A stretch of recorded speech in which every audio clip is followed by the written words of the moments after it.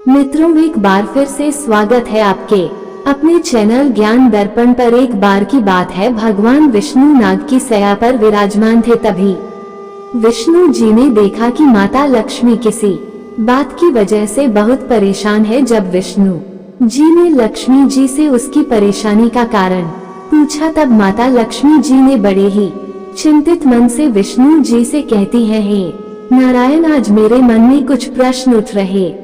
आप कृपया करके मेरे उन प्रश्नों के उत्तर देकर मेरे मन की जिज्ञासा को शांत कीजिए। तब विष्णु जी मुस्कुराते हुए बोले, हे देवी लक्ष्मी, आपके मन में जो भी प्रश्न उठ रहे हैं, आप निसंकोच होकर कहें, मैं आपको आपके उन प्रश्नों के उत्तर अवश्य ही दूंगा।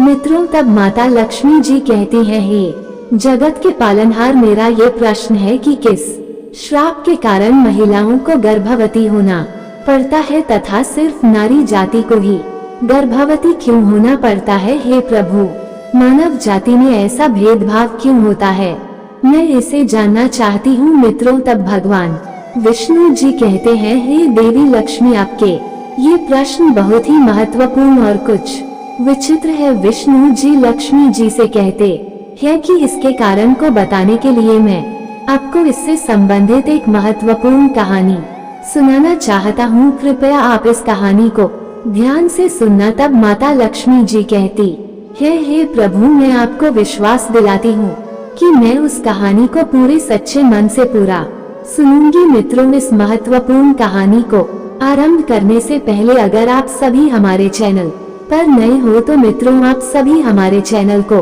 भी सब्सक्राइब जरूर करें और वीडियो को एक लाइक करें। साथ ही साथ कमेंट बॉक्स में जय माता लक्ष्मी जी का भी कमेंट करें। मित्रों, आपका समय नष्ट न करते हुए कथा को आरंभ करते हैं। मित्रों, विष्णु जी माता लक्ष्मी जी से कहती हैं कि यह कथा है रामायण काल की है। मित्रों, भगवान श्री विष्णु जी कहते हैं, हे देवी लक्ष्मी, वैदिक काल में सृष्टि के रचयिता ब्रह्मा जी द्वारा हजारों वीर और तेजस्वी आर्ष उत्पन्न हुए थे। उन्हीं में से कुछ आर्ष मुनि सतयुग में उत्पन्न हुए थे। उनमें से एक ऐसे ऋषि मुनि हुए थे जिन्होंने अपने तपोबल से क्रोधित होकर स्त्रियों को गर्भवती होने का श्राप दिया था। तब माता लक्ष्मी जी ने बड़ी ही जिज्ञासा से पूछा, हे प्रभु, वे आशिक कौन थे जिन्होंने स्त्रियों को गर्भवती होने का श्राप दिया, और वह संसार की पहली कौन सी स्त्री थी जो इस ऋषि के श्राप से गर्भवती हो गई थी। विष्णु जी कहते हैं, हे देवी लक्ष्मी, यह कथा सतयुग काल की है, जब सृष्टि के रचयिता भगवान ब्रह्मा जी के मानस पुत्र पुलस्त्य मुनि सुमेरु पर्वत के उच्च शिखर पर स्थित कुटिया बनाकर रहते थे और वे प्रतिदिन वहीं पर ही घोर तपस्या किया करते रहे थे। एक दिन पुलस्त्य ऋषि जी अपनी घोर तपस्या में मग्न थे। तभी अचानक ही वहां पर कुछ अर्ष कन्याएं आ गई और उन्होंने पुलस्त्य मुनि को अत्यंत कठोर तप करता हुआ देखकर रसिक कन्याओं के मन में उनका उपहास करने की चेष्टा उत्पन्न हुई और उन रसिक कन्याओं ने अपनी चेष्टा को संतुष्ट करने के लिए आर्ष पुलस्त्य के समीप जाकर उनकी घोर तपस में अर्चन या बाधा डालने लगी, उनका उपहास करने लगी। तभी आर्ष पुलस्त्य जी ने बड़ी ही क्रोधित स्वर में कहा कि अब मेरे सामने जो भी स्त्री आएगी उस पर मेरी नजर पड़ते ही वह कन्या तुरंत गर्भवती हो जाएगी। मित्रों, भगवान श्री हरि नारायण विष्णु जी कहते हैं, हे देवी लक्ष्मी, आर्ष पुलस्त्य जी की बात सुनकर वहां मौजूद सभी स्त्रियां डरकर वहां से तुरंत ही भाग गई। लेकिन आपको बता दे कि उन कन्याओं के पिता को आर्षि पुलस्त्य के श्राप के बारे में कोई भी जानकारी नहीं थी। इसलिए एक दिन उनमें से एक आशिक कन्या अपनी सखियों को ढूंढते हुए आर्षि पुलस्त्य जी के सामने भूलकर से जा पहुंची। उस समय आर्षि पुलस्त्य जी अपने शिष्यों को वेदों का पाठ करा रहे थे। विष्णु जी लक्ष्मी जी से कहते हैं, जैसे ही आर्षि पुलस्त्य जी ने उस कन्या को नजर उठाकर देखा तो उनके श्राप के असर से उस रसिक कन्या का शरीर तुरंत पीला पड़ने लगा और वह गर्भवती हो गई। विष्णु जी लक्ष्मी जी से कहते हैं कि अपने शरीर में इस तरह का परिवर्तन देखकर अपनी सखियों को ढूंढना छोड़कर वह आशिक कन्या चिंतित होकर दौड़ते दौड़ते अपने पिता के पास जा पहुंची।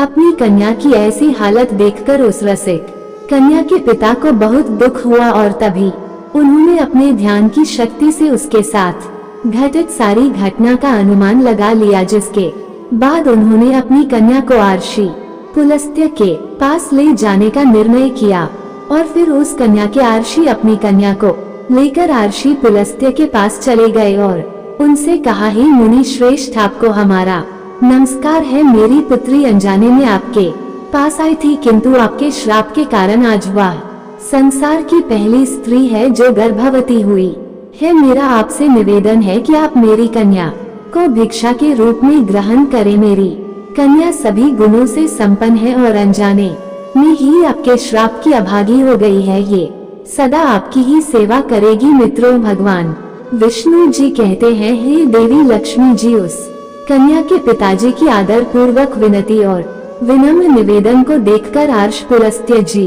को अपने क्रोध पर गुस्सा आया और उन्होंने उस कन्या के पिता को प्रणाम किया और उनकी पुत्री को ग्रहण करने का आश्वासन भी दिया।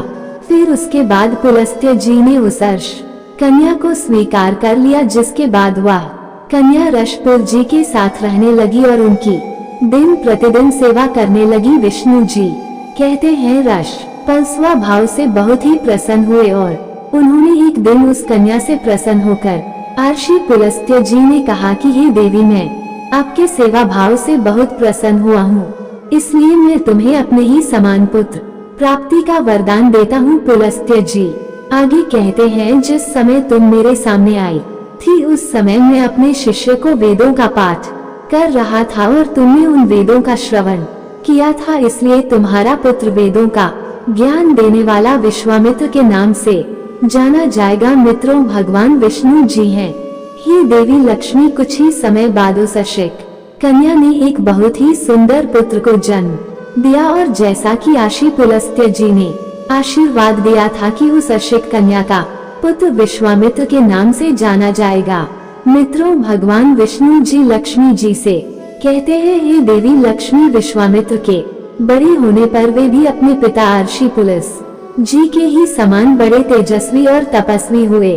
भगवान शिव विश्वामित्र के तपस्वी रूप को देखकर राज भारद्वाज बहुत प्रसन्न हुए थे, इसलिए उन्होंने अपनी बड़ी कन्या का विवाह उनसे कर दिया। मित्रों, भगवान विष्णु जी कहते हैं, हे देवी लक्ष्मी, आगे चलकर विश्वामित्र को एक बहुत ही सुंदर, बलवान और गुणवान पुत्र प्राप्ति हुई, जिसका नाम उन्होंने श्रवण रखा। इसी श्रवण का ही एक और नाम कुबेर भी है। भगवान विष्णु जी कहते हैं, तो देवी लक्ष्मी जी, मैंने आपके पहले प्रश्न का उत्तर दिया है। हे देवी लक्ष्मी, आपका दूसरा प्रश्न ये था कि क्या सिर्फ स्त्रियां ही गर्भवती हो सकती हैं, तो आप ध्यान से सुनो, स्त्रियों के समान ही पुरुष भी अपने दिव्य तेज से गर्भवती हो सकते थे, किंतु हे देवी लक्ष्मी, एक स्त्री को संसार की दिव्य शक्ति और अलौकिक शक्ति स्वयं पूरे ब्रह्मांड के रचयिता ब्रह्मा जी ने दी है और उन्हें स्त्री की रचना करने में पुरुषों की रचना से कई गुना अधिक समय लगा